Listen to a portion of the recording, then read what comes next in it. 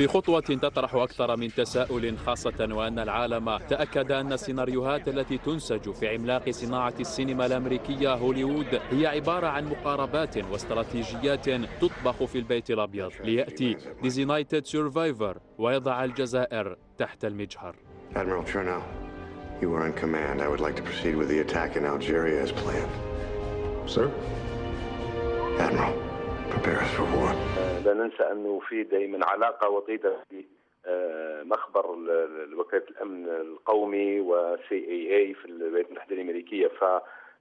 فهذا المشهد في حقيقة يعني يمكن يفاجئ الكثيرين، ولكن يبقى دائما هو جزء من الخيال. هوليود دائما مرتبطة بالبيت الأبيض، وخاصة ب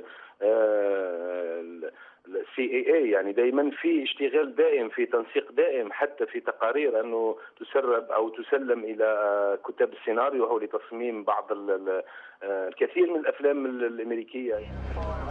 السينما الأمريكية لطالما عودتنا على جس نبض الرأي العام من خلال أعمال سينمائية تستشرف خريطة طريق تبني على أساسها خطواتها القادمة، وها هي من خلال مسلسل الناجي المعين تضع الجزائر في خانة الإرهاب من خلال سيناريو يأتي اليوم ليفتح الباب لعديد التأويلات.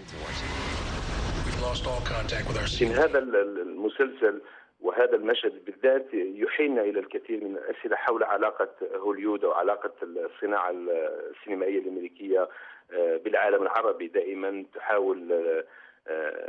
يحاول هذا المخبر الكبير أن يصور العالم العربي بصور مشينة، ودائما نحن مرتبطين بالتخلف أو بالإرهاب أو بغيرها. الأهمية البالغة التي يوليها البيت الأبيض